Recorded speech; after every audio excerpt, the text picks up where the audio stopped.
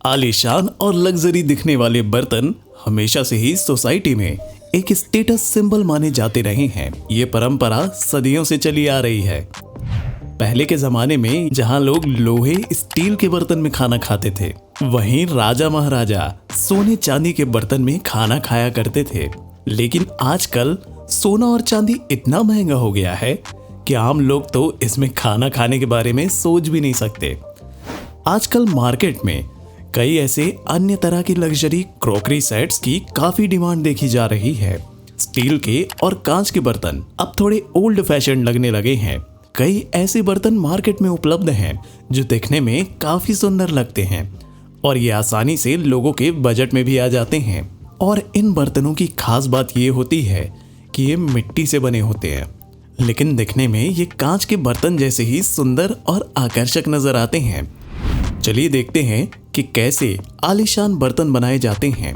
इस तरह के चमकदार बर्तन बनाने की शुरुआत भी मिट्टी से ही होती है। सबसे पहले तो ढेर सारी मिट्टी को चक्की पर रखकर चक्की गोल घुमाई जाती है और इसके बाद व्यक्ति हाथों से इसका डिजाइन बनाना शुरू करता है।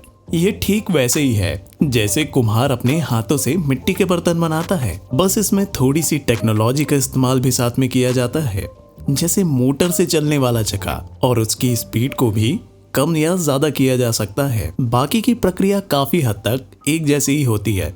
मिट्टी को हाथों से ही बर्तन का आकार दिया जा रहा है और कुछ टूल्स की मदद से इसकी शेप ठीक की जा रही है जिससे ये दिखने में अच्छा लगे। हमारा एक पॉट बनकर तैयार है। अब दूसरी चीज की बारी है। इसमें भी मिट्टी को पहले एक पॉट जैसा आकार दिया जा रहा है। इसके अंदर कुछ और डिजाइन बनाए जा रहे हैं और अंदर से इसको चिकना कर दिया गया। अब इसके ऊपरी हिस्से में एक और डिजाइन बनाया गया है जिससे ये देखने में और भी ज्यादा सुंदर लगे। अब थोड़ी सी मिट्टी और लेकर एक कटोरा जैसा बर्तन बना लिया है। ये बनाना बहुत ही ज्यादा मुश्किल काम नहीं था। इसके बाद एक सुराही जैसा कुछ बनाया जा रहा है। छोटे छोटे पार्ट्स को बहुत सावधानी के साथ बनाना पड़ता है। एक, दो और मिट्टी से अलग अलग शेप की चीजें बनाकर तैयार कर ली गई हैं। सभी बर्तनों को थोड़ी देर के लिए सूखने के लिए छोड़ दिया गया है और सूखने के बाद इनका वजन मापा जा रहा है। इसके बाद आगे की प्रक्रिया शुरू होती है। सबसे पहले हमने जो पॉट तैयार किया था उसमें डिटेलिंग का काम किया जा रहा है। एक पीलर की मदद से थोड़ी थोड़ी मिट्टी हटाकर डिजाइन बनाया गया है। ठीक ऐसे ही अब दूसरे बर्तनों के साथ भी किया जाएगा जो हमने पहले से बनाकर तैयार रखे थे। पॉट के नीचे भी डिजाइन बनाया गया है और इसे एक तरह का स्टैंड भी आप मान सकते हैं। शुरुआत में आपको याद होगा कि एक कटोरा जैसा स्ट्रक्चर हमने बनाया था। असल में वो एक कटोरा नहीं बल्कि ढक्कन था और उस ढक्कन के ऊपर पकड़ने के लिए एक छोटी सी नोक बना दी गई। अब मिट्टी का एक छोटा सा फूल हाथों से ही बनाकर तैयार कर लिया गया है और इस फूल को ढक्कन के सबसे ऊपर लगा दिया गया है। इससे ढक्कन पकड़ने में भी आसानी होगी और दिखने में भी काफी सुंदर लग रहा है।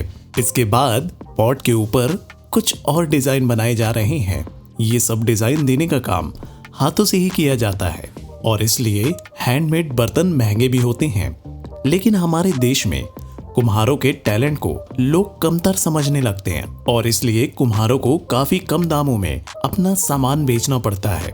साथ ही फैक्ट्रीज में बड़े पैमाने पर सस्ते दामों पर बर्तन का उत्पादन किया जा रहा है और इन फैक्ट्रीज का सीधा मुकाबला गरीब कुम्हारों से होता है। चाय की केतली में आगे एक सुराख होता है जिससे चाय बाहर निकलती है। ये सुराख भी बनाकर तैयार कर लिया गया है और इसके बीच में एक जाली भी हाथों से बनाई गई है जिससे चाय के अलावा पत्ती या अदरक के छिलके जैसा कूड़ा साथ में न आए।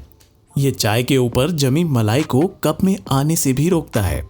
अब दूसरी तरफ वाला हैंडल लगा दिया गया है और पूरी केतली तैयार होने के बाद आप देख सकते हैं कि ये कितनी अच्छी लग रही है।